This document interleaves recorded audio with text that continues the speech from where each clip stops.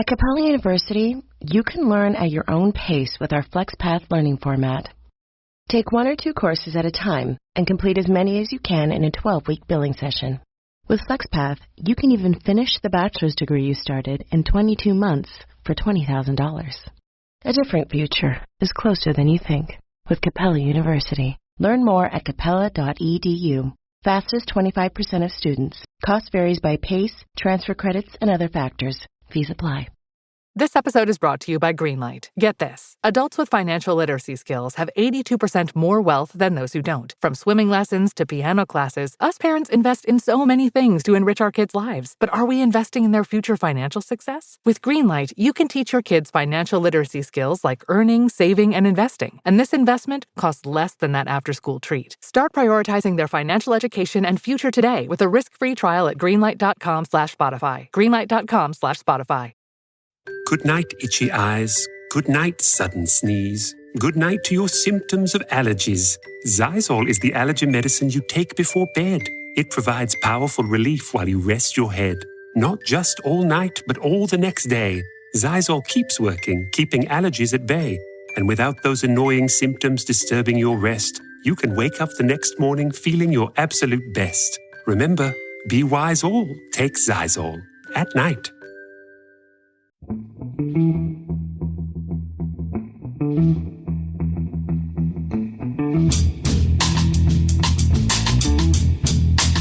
Hello and welcome to the Price of Football, the show that looks at the money behind the beautiful game with me, Kevin Day, and Liverpool University's Kieran Maguire. My script had scrolled down there, Kieran, so just for the moment I couldn't remember how I started the show that I've done. People think it's all spontaneous. I don't think they do anymore.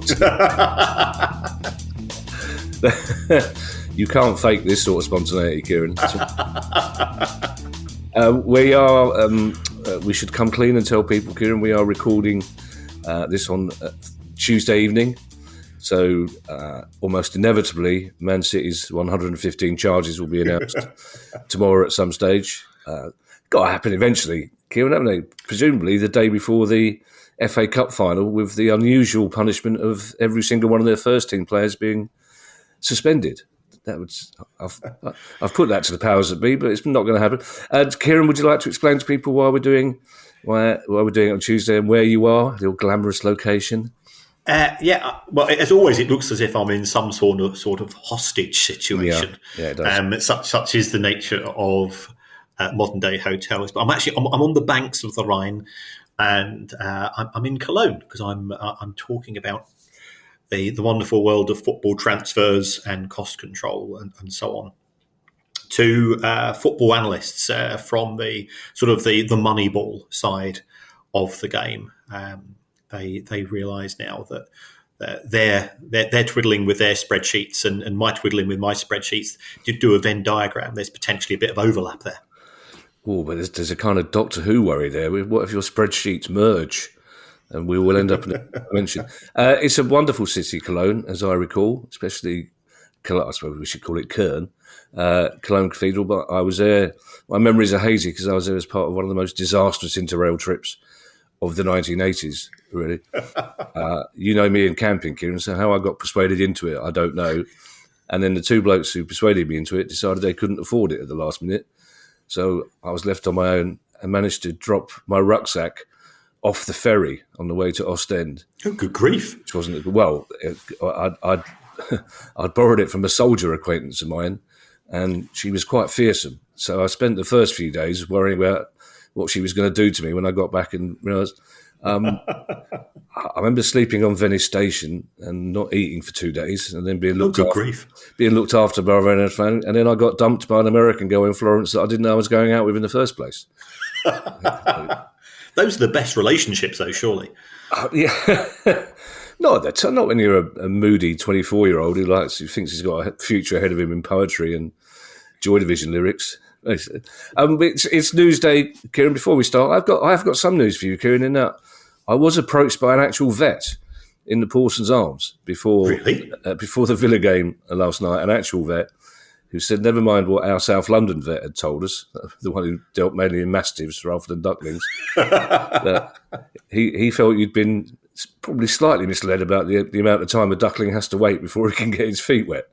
Oh, Yeah, basically. He said someone may have their wires crossed. He said in general, it's what they're bred for, basically. So. Yes. But we'll solve that mystery eventually, Kieran, once they've grown up into lovely ducks, not swans. Always really annoys me that, because it grows up into a duck, doesn't it? I know. So it'd be an ugly signet that grows up, but never mind. We have, Kieran, as we said on the Questions Pod, it seems at last, good news for the fans of Reading FC. Yes, a deal to acquire Reading Football Club was confirmed on the club website, and it's from Rob Couhig's company. Now, we know that Rob Couhig has been in discussion with Reading, a prospective deal, I think, to acquire the club for around about £25 million in August 2024 collapsed. My understanding that was due to the intransigence of Di Younger. But in the absence of any other deal that Di Younger particularly liked, this is now going ahead. So a new company has been set up. That new company has lent money to Rene Sports, which is Di Younger's company. And in addition to that, on Tuesday, in fact, a couple of hours before we recorded the show, Reading's 2024 accounts came out. And they've lost they're still losing $200,000 a week. So whoever takes over is in for a bit of a wallet lightning experience. But I think we are almost there. My understanding is that there is a EFL meeting taking place on Thursday, which will effectively ratify the takeover, and then we can move forward from this particularly sorry piece of history as far as the club and the fans are concerned. You've got to give the fans a huge amount of credit. They've taken the approach which I always suggest is the best one: non-violent, direct action, lots of campaign activities, keeping it in the public eye without disenfranchising those people that still view football fans as idiots, by doing it in a entertaining, witty way at times, innovative. And to all those Reading fans, hat is doffed, and also to the likes of James Earnshaw, the local journalist, who again has done his very best to keep us all informed. You don't train to be a journalist in sport to end up becoming expert trawlers of Companies House and various documents involving loans and changes of shareholding and confirmation statements and so on. But they do a valuable service, these people. Hats off also, Kieran, to the players and the manager who, despite the circumstances, almost got into the playoffs and were playing their home games in front of near sellout crowds for the last 3 months, which again is credit to the fans. Are we to assume, Kieran, that Di Younger's mind was finally focused into selling by the EFL's recent threats to step in if he didn't? Yes, and I appreciate that in the eyes of many Reading fans, the EFL could and should have done more. From looking at the EFL constitution, in my view, their hands are tied.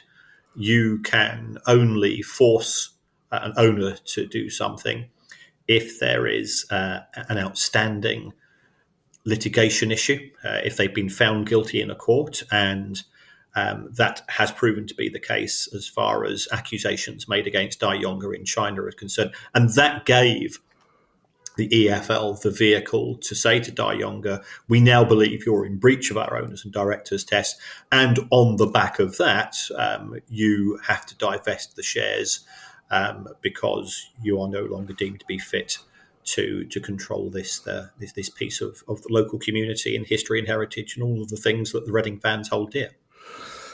We've got quite a few stories about club owners this week, Kieran. And the first one is the owner of Nottingham Forest. I was at the game last night, which I thoroughly enjoyed, unlike my two friends who support Forest, who hated every second of it because they've got something riding on it. basically, which is Champions League qualification. But that Champions League qualification, Kieran, has had consequences for the owner. That's right. So Mr. Marinakis, who is the owner of both Nottingham Forest Football Club and Olympiacos, who could be facing up against each other in next season's Champions League. And this gives a problem in terms of the integrity of the relationship between the two clubs. It could be, for example, that Forest or Olympiacos need to win the final match in a group stage and they get drawn against each other. Or alternatively, it could be that they both need a draw and they end up facing each other. And we don't know what's going to happen yet. Forest have played extremely well this season, and they're certainly in with a shout of Champions League qualification. So therefore, in order to preserve that integrity, what UEFA have said is that you cannot control, and by control we mean having more than 51% of two clubs. Clearly, Marinakis is from Greece. He's very proud of his relationship with Olympiacos, so he doesn't want to give that up. So the decision that's been made is that he has sold a proportion of his shares, and he's now below the 30% threshold, which is what UEFA insist on. And control has been switched to what we refer to as a blind trust. Now, a blind trust is a separate company which operates in control of the football club on a day-to-day basis. And it's got to be both the case, and also seem to be the case, that Marinakis is not involved in the running of Nottingham Forest.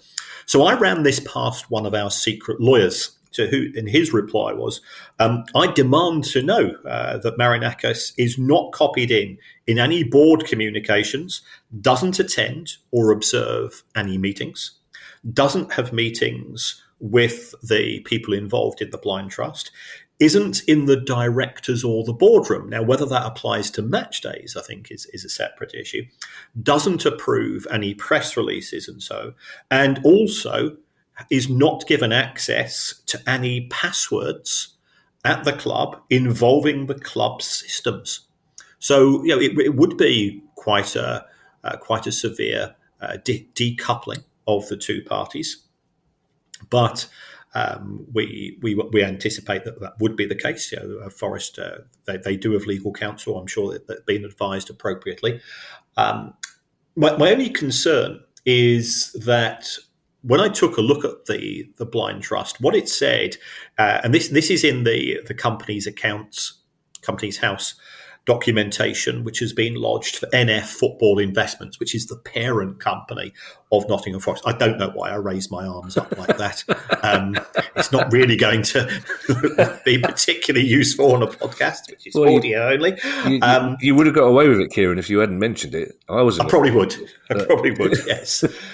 But the blind trust appears to have a bit of an overlap with another blind trust between Manchester City and Girona, in the sense that I think one of the directors of Girona and Manchester City is now going to be a director of the blind trust here.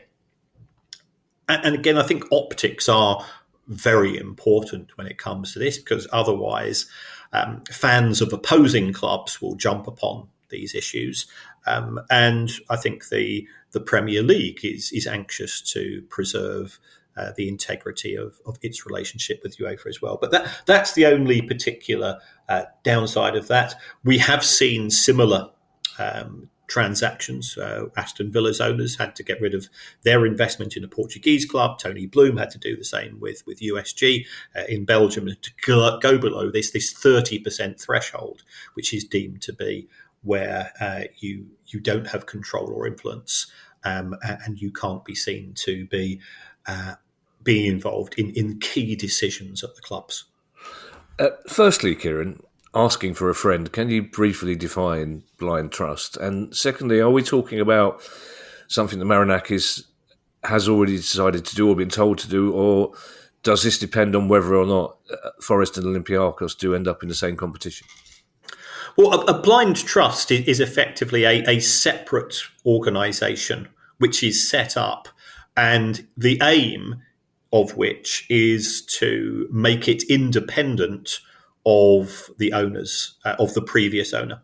So in the case of Nottingham Forest, effectively what we've got to say is that the relationship between Marinakis and Forest is that of a blind person. I cannot see what is taking place in terms of the boardroom. I cannot be involved in terms of decision making and so on. In terms of the timing of the decision, I think it's been preempted by Forest's excellent form this season. I know they've had a wobble recently, and as you said, your friends were frustrated with the result, and I think they've now dropped to sixth place in what is quite a tight finish as far as the Champions League spaces are concerned. So it could be that if Forest don't qualify, we could see a reversal of this relationship going forwards.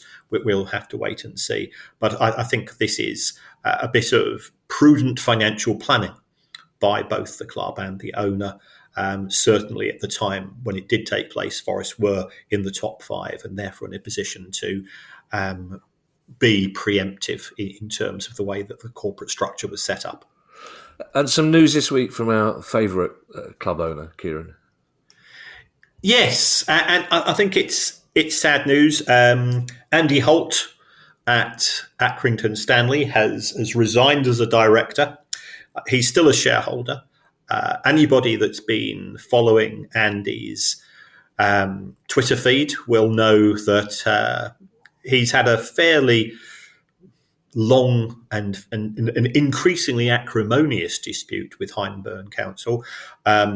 Myself and Andy have been in contact on a very regular basis. And Andy, as we know, we did a live show there. He's a man that wears his heart on his sleeve. He's very passionate. He's very proud of what Accrington Stanley have done. I think he's proud of his contribution to take Accrington Stanley from non-league football into the EFL. But the nub of the dispute is that there were a few complaints, by all accounts, about people making noise. Because you and I, we have been at the facilities, the hospitality facilities at Accrington when we did the live show, and there was people were laughing, and if that apparently that disturbs the neighbours. And we're also aware that Shawaddy Waddy were performing a couple of days later. Apparently, the neighbours have moaned is that when people are leaving the Accrington Stanley's ground, they make a bit of noise. So what the council have said is that on non-match days, you are not allowed to host any events after 7 p.m. And as Andy rightly says, look, we're a small town. We've got a relatively small fan base. So therefore, relying on ticket sales to make ends meet. Yes, there's a commercial deal, but it's called the Wham Stadium. Andy operates the company Wham, so he's providing commercial income, he's providing sponsorship income, and so on. So he's putting a lot of money in to rely purely on ticket sales, and his contribution isn't feasible. The club is losing money. He's willing to subsidise the club to a certain level, and he's a very successful businessman in his own right, but he's not a billionaire. I've bought some of Andy's products out of the fact that I just like Andy as a guy, but he makes plastic boxes, and there's a limited market for that. He does it well. And for people again who aren't familiar with Andy, why did he buy the football club? It was that he saw the uptick in productivity, people with smiles on their faces who'd been to Accrington Stanley on a Saturday and came into work on a Monday morning, and he was asked to do some sponsorship of the club, and he ended up buying the club on the back of that. And I do think it's a sad situation. We don't know 100% of the details, and there are two sides to every story, but this does appear another indication of classic NIMBYism from a local council. And if you want local businesses and all of the good work that Accrington Stanley do, because you and I are old enough to remember where the only time we'd ever heard of Accrington Stanley for about 25 years was on the back of a milk advert. And bringing it into the 92 and giving the club a higher profile, and all of the kids in the town that get Accrington Stanley shirts, I think it's on their 7th or 8th birthday. That's an innovation of Andy's as well, taking pride back into the local area. If Andy goes, there's no guarantee that somebody's going to go and fill that void, and that's my concern.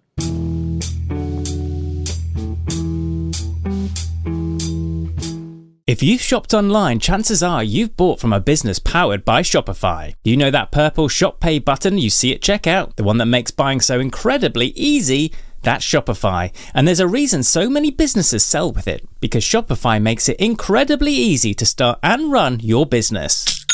Shopify is the commerce platform behind 10% of all e-commerce in the US.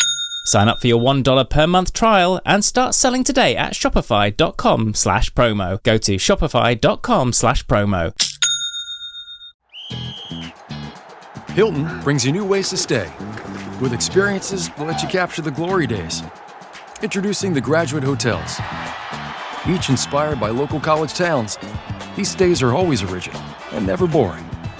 Get in touch with traditions all across the country and enjoy a stay that's a class above the rest. Book at Graduate Hotels with Hilton Honors Points at Hilton.com. It's a win-win. Hilton, for the stay.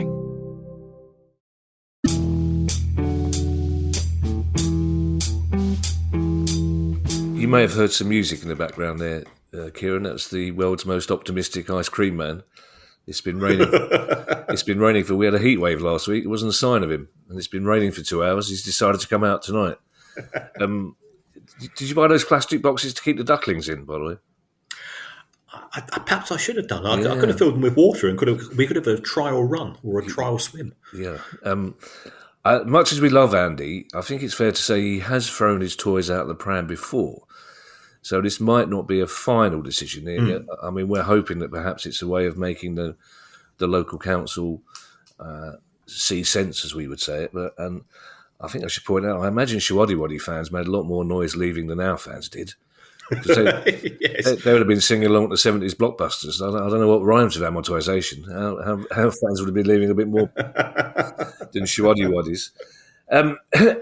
Stoke City, I'm not entirely sure what's happening at Stoke, Kieran, whether the Coates family are selling Bet365 or selling Stoke.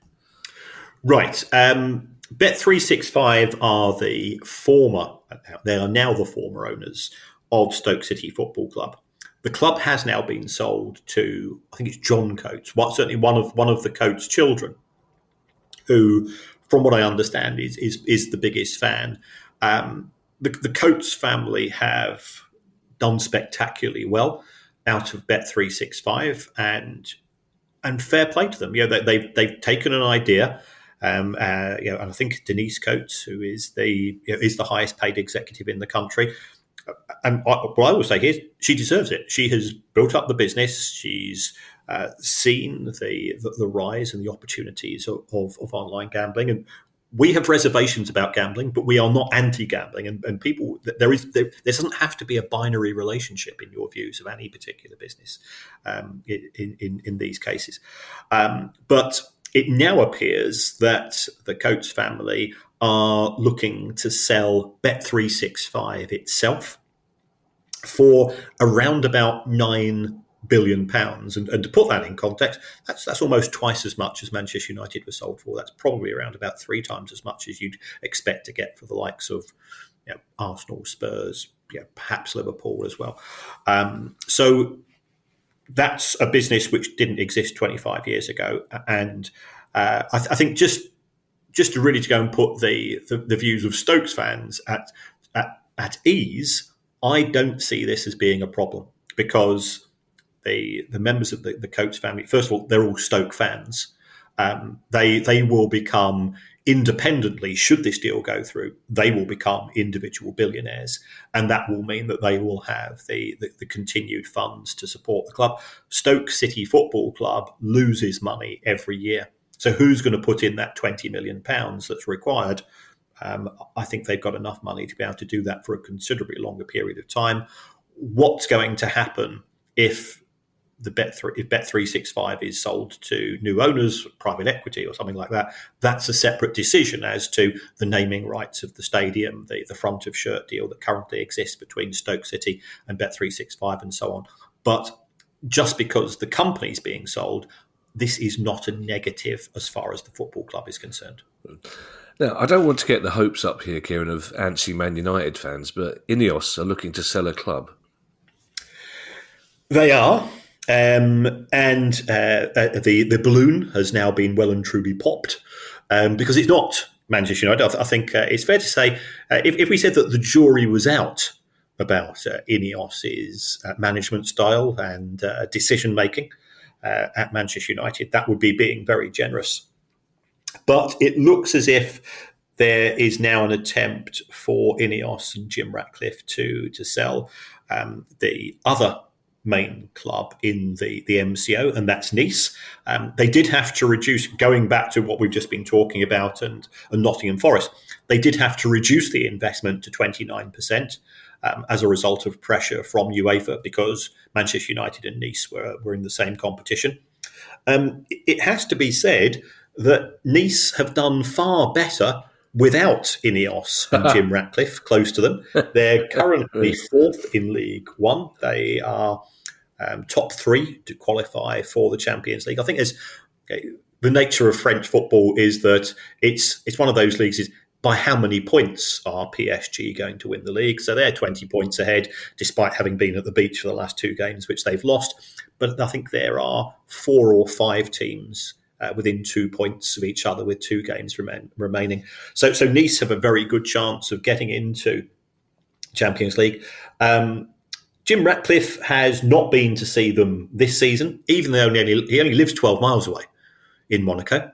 But the former Chelsea season ticket holder, Jim Ratcliffe, has not been to see them. He said that they were not exciting, so therefore he couldn't be bothered going to see them. And I think it's fair to say, having read some of the responses of the Nice fan base, that relationship is now quite mutual. There is no love lost between them at all. They're looking to make a very good profit on the deal. So they bought Nice for €100 million in 2019. I believe they're trying to sell Nice for €250 million, to which my reply is good luck, because we will be coming to the next story, which will indicate why buying into French football isn't necessarily deemed to be a particularly wise business decision. Yeah, I don't know how exciting watching Nice is, Kieran, but surely it's going to be more exciting than watching Man United lose at home to Palace and Wolves, isn't it? And Brighton. I knew there was a cut. I knew there was another one. I just couldn't think of. It's right at the back of really right at the back of my head. Yes, speaking of French football, I mean it's been a happy week for DAZN, Kieran, managing to persuade Channel 5 to buy their coverage of the Club World Cup, but. Even better news for them from their French broadcasting deal. That's right. I mean, DAZN did bid $1 billion for the rights for the Club World Cup, and I think they've only now got after the Channel 5 bid £999,999,999 to go in order to make up the deficit on that particular deal. But separately to that, there is DAZN and their relationship with LFP, Ligue France Professionnelle, I believe that stands for, which is effectively the French equivalent of the Premier League. In 2018, the value of the TV deal was about €1.1 billion a year. So, not Premier League standards, but Premier League's around about $3 billion now. It's still fairly decent. And this story's come from Sam Aghini at the FT. There's been a few issues since then. The deal for French football took a real hit during COVID. And Canal Plus. You can tell I'm in Europe, can't you? You can tell I'm sort of shifting my my ventriloquism towards a more continental sound. They pulled out of the deal during COVID, saying we're not getting enough subscribers. So they used that as a vehicle. The value of the TV deal, the French equivalent of Richard Masters says we'll get the same amount of money, and there was no takers. Now, why are there no takers? Because France have been World Cup winners in 2018. They were World Cup runners in 2022. Yeah, they're one of the leading participants in terms of world football and success on an international phase. It goes back to what we've just been talking about in relation to Nice. You need jeopardy in football. If PSG are going to win the league on a annual basis, and it's then a case of, can we get within 10 points of them or 20 points of them, then people start to look elsewhere. There has been a further issue as far as DAZN are concerned. The viewing figures have been very poor. Now, in their opinion, this is partially due to piracy, even. And they feel that the French football authorities have not been doing enough. So the money going out of DAZN's bank account has been substantial. They've not got the money coming in through subscribers. They've been looking for an exit route. So they've been trying to find a way out. And they signed a 2-year deal, and I believe they signed a 2-year deal, which was exclusive rights for French football. They are now willing to release the French football authorities from that 2-year deal. They're willing to walk away, possibly, if they pay 100 million euros next year and they just wash their hands of it all. But that still leaves the French football authorities with a challenge. It could be that they will try to stream the rights themselves. If so, I think there'll be lots of other football authorities viewing this with a degree of interest. I think it has been talked about Premflix. I think it's been described as the Premier League going it alone. There is a big issue with piracy. So there was a report. I think it was Martin Ziegler in the Times who suggested that there were going to be potential job losses in the sports broadcasting industry, especially amongst the major players. I phoned up our secret broadcaster to try to get a viewpoint on this, and he or she was very unequivocal about this. He said, there are huge issues as far as the ability to recruit and retain subscribers, because by the time you pay for Sky and DAZN and Amazon, if you want to get more of the European football, but basically it's Sky and TNT, I should have said. You're talking £700-800 a month in all probability, and there are alternatives. Now, there are legal alternatives. There are pirating alternatives. The problem that the Premier League has is that the people who are committing the crimes see this as a no victim position, because they say, well, hold on, football clubs are owned by billionaires. So if they have to subsidise the football clubs a bit more, less money for billionaires, lower costs for us as viewers. And because the Premier League doesn't have a single deal with broadcasters, if I want to see as many Premier League matches as possible, and in 25-26, and Sky have already started their marketing for this, there will be more matches available, and there's a bigger issue in terms of the blackout to deal with, the 3 p.m. blackout, which I think will probably disappear at the end of this decade. But it's a lot of money when you can get a dodgy fire stick from somebody called Big Dave down the local Dog and Duck for a very, very modest sum. Now, you don't know where that money's going to go. And I think what the Premier League has tried to do is to go down the same route that you and I remember when we were teenagers. remember home piracy, home taping is killing music, and I used to religiously record the festive 50 on John Peel's show and the top 40 show, and that's what you'd listen to in those days. We did not see ourselves as supporting as being pirates or being illegal, because again it was seen as a victimless crime, even though you could argue that intellectual property rights were being diverted away. So that's the position that French football finds itself in. Also, when I was having that conversation with our secret broadcaster, he or she seemed to be of the opinion that there's going to be no more money available in the next deal, and the Premier League has done extremely well to extract the same amount of money that they've managed to roll over from the most recent 3-year deal, but they've had to give away a lot more matches in order to achieve that. Yeah. He doesn't seem to think that they'll be able to maintain that going forwards. So you keep trying to say he or she, Kieran, and then you keep going he. So I think we know it's a he. That Sky campaign is already... I mean, we haven't finished this season yet, and their campaign for next season's coverage is driving me up the wall. Or that does make me laugh, because Jamie Redknapp's only got one word to say in it, and you can see that's about take 17 before he finally got it right.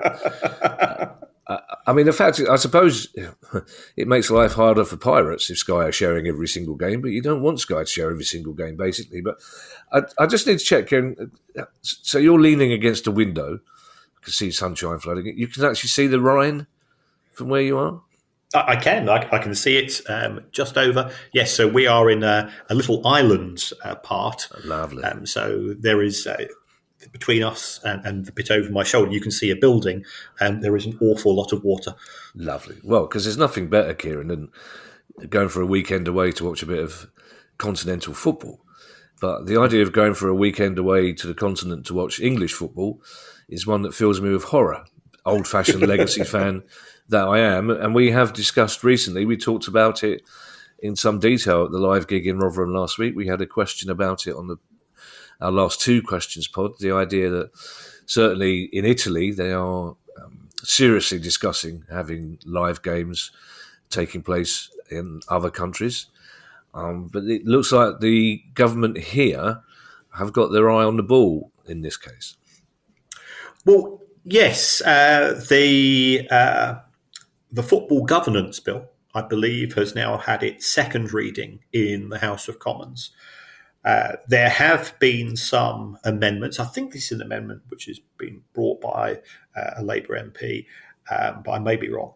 And this was along the lines of the regulator would have the powers to prevent the Premier League and the EFL from staging competitive matches abroad. Now, I think there's a couple of issues here. First of all, what is the definition of competitive matches?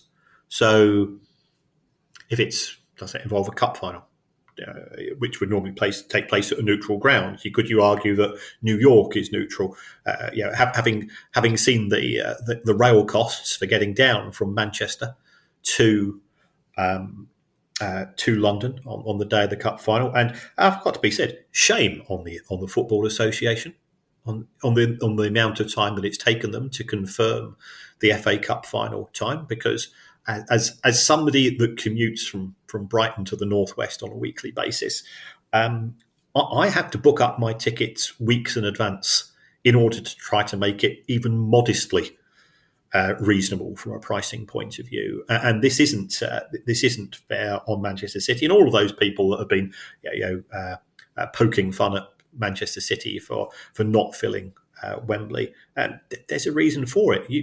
You try doing that 30 times in 15 years and then work out just how many of you and your mates could afford to do so. So we do have this situation whereby the regulator could have these powers.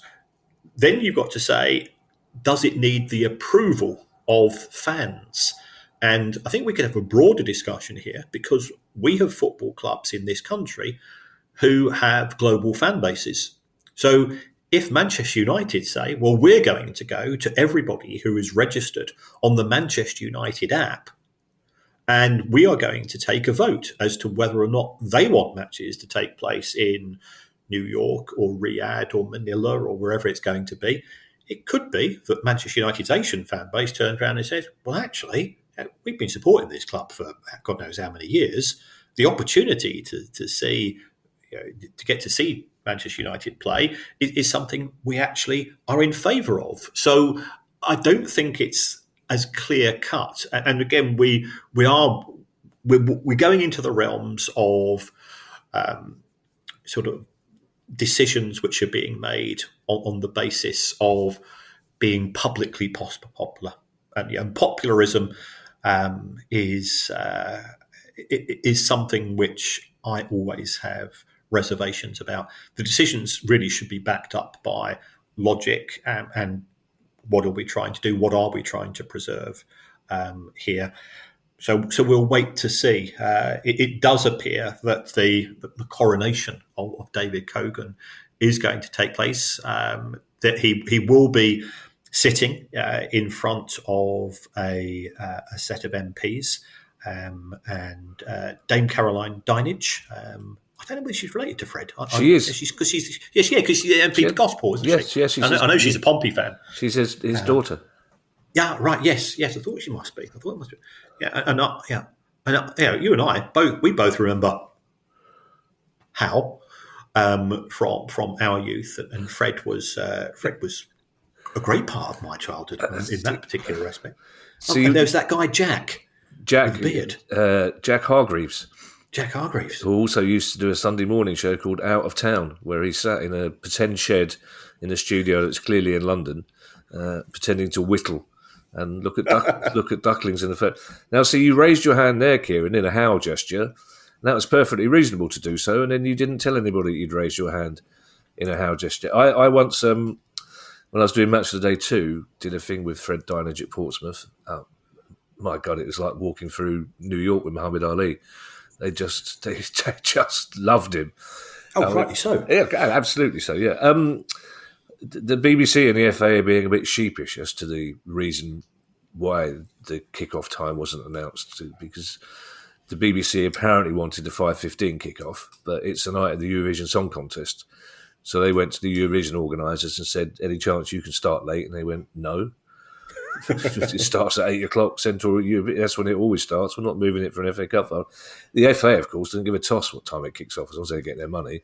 But it's shameful that it took. So it's less than 2 weeks for the cup final. We didn't know what time it's going to kick off. It's ridiculous. And why can't it take place at 3 o'clock? As it should do. Again, hark at us legacy fans. But of all the games that should be kicking off at 3 o'clock on a Saturday afternoon, it's the FA Cup final.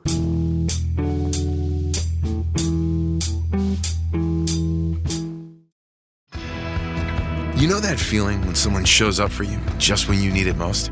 That's what Uber is all about. Not just a ride or dinner at your door.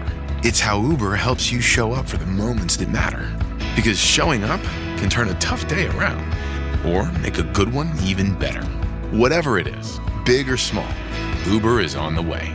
So you can be on yours. Uber, on our way. Ryan Reynolds here from Mint Mobile. I don't know if you knew this, but anyone can get the same premium wireless for $15 a month plan that I've been enjoying. It's not just for celebrities. So do like I did and have one of your assistants switch you to Mint Mobile today. I'm told it's super easy to do at mintmobile.com/switch. Upfront payment of $45 for 3-month plan, equivalent to $15 per month required. Intro rate first 3 months only, then full price plan options available. Taxes and fees extra. See full terms at mintmobile.com.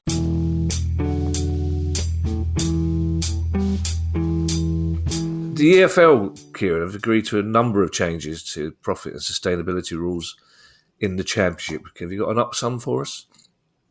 Yes. I mean, I think the main issue here is the EFL got its fingers burnt over the Leicester City demotion, relegation 2 years ago when Leicester City extended its accounting year from the 31st of May to the 30th of June. The Premier League got its fingers burnt there. And I think it's fair to say that friend of the show, Nick DeMarco, absolutely slam dunked the pair of them because the Premier League wanted to instigate a points deduction, and it would have been a 7 points deduction at the start of it. Let's be honest, it wouldn't have made a blind bit of difference because Leicester did not have a good season.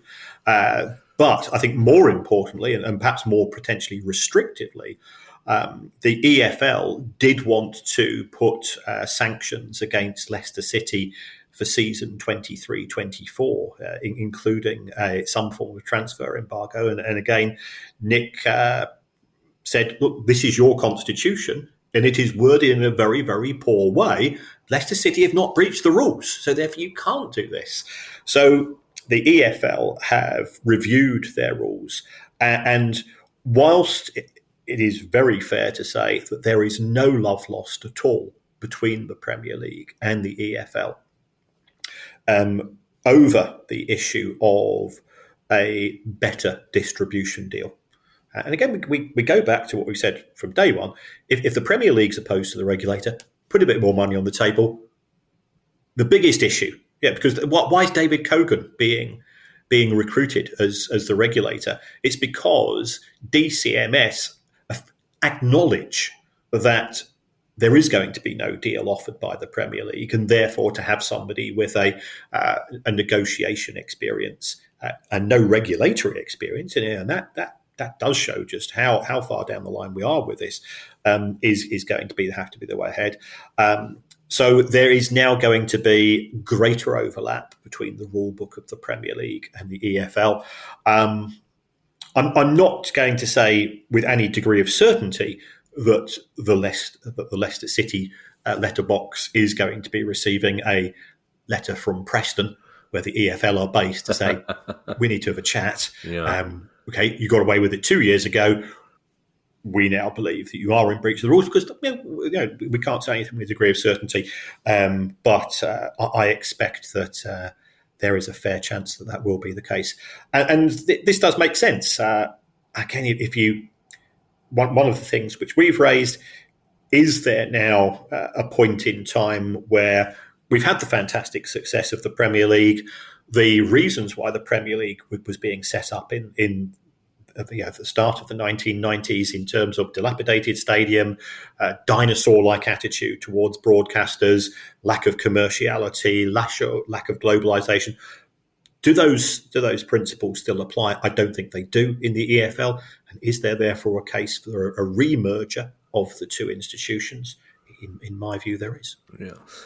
The irony is, Kieran, if reports are to be believed, the independent regulator is going to be appointed just as the DCMS disappears, with the culture, media and sport being integrated into other departments. And they make it very hard for me sometimes, that party, Kieran, I have to say, because culture and sport are two of the biggest income generators in the UK.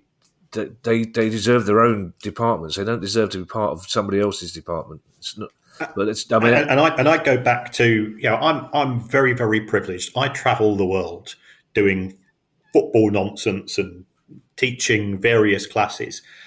And as soon as people say, Where are you from? Well, I say, I'm all my working life's Manchester and Liverpool. And the conversations are, who's your favourite Manchester band? Who's your favourite Liverpool band? Do you support Liverpool, Everton, City or United? Yeah. So you're absolutely right. Culture and sport are soft power exports of this country, and therefore they deserve, in my opinion, that acknowledgement from whoever the party is. Now, I understand that one of the other parties says all we need to do is to build more statues, and that soft power will be maintained. But disappointing. All for another pod, Kieran. Our last two stories are about the W's, Kieran. And first of all, Wolves women looked like they had a good weekend, winning the National League North, but then the rug was pulled from their feet a little bit. Yes, the Wolverhampton Wanderers owners, Fosun, said, we don't really want to support the football club, the women's football club, from a professionalism point of view, and therefore we're not going to apply to the WSL Championship. And all of those achievements, all of that hard work. And I can assure you, at the level at the Women's National League North, they're not doing it for money, because it's part-time at best. Some of them are doing it for a little more than boot money. Fosun, I think, are showing a lack of respect and a lack of ambition in the decision that they've made. I think this is indicative of a broader issue in terms of the relationship between Fosun and Wolverhampton Wanderers Football Club. Fosun keep on denying that Wolves are up for sale. At the same time, if you take a look at the amount of investment in the club in terms of playing talent, it's shown a significant drop in the last 2 years. And as far as I'm aware, there's no discussions of the club being up for sale, and yet we're seeing so many other deals go through. We've mentioned changes at Stoke, we've mentioned changes elsewhere. It looks like Colchester United are getting new owners this week, and I'm also expecting another deal to go through on Thursday as well, but we can't name that club as yet. So, and it's not Wolves, but I can assure you that there are people interested in Wolves. It will now come down to a price issue. But for Fosun to not invest in the club and just to leave it in a state of semi-paralysis is poor, but the treatment of the women's team in particular is embarrassing. Yeah, I think this is a good moment as well to mention we did get quite rightly angry a couple of weeks ago about the treatment of the players at Hull Women FC, and a lot of Hull City fans got in touch with us to point out that there was a completely separate club from Hull City. So I think that's right. It's right to acknowledge that. No, that was an honest mistake on our part. And the final W is, Kieran, Wycombe Wanderers looking to the future. Yes, and fair play to Wycombe Wanderers. What have you got to do as a provincial club in order to become sustainable? You've got to build up a fan base. And therefore, what Wycombe have said, again, they have relatively young owners. Well, if we want to build up a fan base, let's start young. So under 14s next season will be able to watch Wycombe Wanderers Football Club £25 for 23 games. And they get a free shirt. So effectively, they're watching them for nothing. Now, is the club going to hope that the parents will come along as well? Yes, they will. But even so, they've announced that if they are not promoted this season, there'll be a season ticket price freeze for adults. If they are promoted to the Championship, yes, there will be an increase. But it's good to see innovation coming from clubs. And at a time when other clubs appear to be treating both senior fans and junior fans as nothing more than cash cows to be milked, initiatives like this are to be applauded. Yeah. And as you're in Germany, Kieran, I think it's appropriate to wind up with a German note about Wycombe, because they're cool shirts as well. I mean, no dark blue, light blue quarters, but German comedian Henning Wehn used to work for Wycombe Wanderers when he first came over to this country, and I remember explaining to Henning that the light blue and dark blue quarters were based on the Oxford and Cambridge colours. Way back in the day, the nice young chaps who wanted the football clubs will emulate Oxford and Cambridge. It drove Henning into a 5-minute frenzy. Just to about the class system in this country is so ridiculous. Even their football, just that is spot on. I wish I hadn't told him. Oh my God! One day I'll tell you the story about me introducing him to George Couhig and the discussion about whether or not the ball was over the line in 1966. Which ended with George Kieran saying, "Well, I'll give my medal back then, shall I, son?" Don't forget, you can now join our Price of Football Club, where you'll get ad-free listing, bonus episodes, and more, including our lovely monthly chat online, which we're having next week, which we always look forward to. You can do that by going to priceoffootball.com and click on Join the Club to sign up today. If you have a question you'd like answered on our regular questions pod, which is on a Tuesday, email us at questions@priceoffootball.com. Don't forget, you can follow us on Twitter X, and you can find us on YouTube. And if you'd like to buy our book, you can find details on our website, priceoffootball.com. So we'll be back on Tuesday with our next questions pod. In the meantime, to hand you over to Mr. Kieran Maguire for his customary farewell. Well, thank you always for those people that do correct us, because we do make errors, but we make them in good faith. We don't set out to get anything wrong, but also for all of the interactions that you have, and we do try to highlight as many clubs as possible, and it's touching that's appreciated as well. We are not just going to follow the bigger clubs. If you want to support the show, Price of Football Club is one way of doing it, and for all of those club members, hats are doffed. I've just done a hat doffing symbol there. I must really remember that this is an audio show. We've only done 600 episodes. You think I'd have got it right by now. But if you want to support the show another way, because we've just been talking about subscriptions, and there's no reason why you should subscribe. Apart from the fact that you get lots of free goodies. Well, no, you get lots of goodies in addition, but they're not free by definition. There's another way that you can do that, and that's to give us a review. It helps us with the algorithms. It helps us in the charts, and charts are important. Going back to the top 40 in home taping, killing music from the 1970s. What's that called in the world of comedy? Is that called when you finish off the show with a gag relating to something earlier? Is that a topper or something? A callback or a back ref. It's a back ref. Okay. A callback is okay.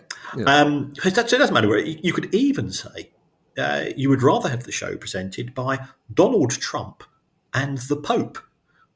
Because some people seem to think that that's now going to be the same person, based on Donald Trump's tweets. Oh my God! Which was a bit of a bizarre thing to put on social media. What a world we live in. Yes. Bye, everybody.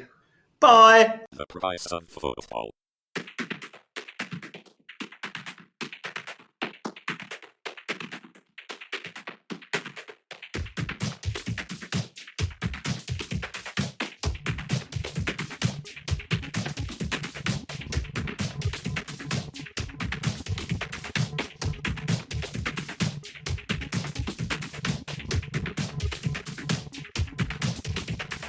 The Price of Football.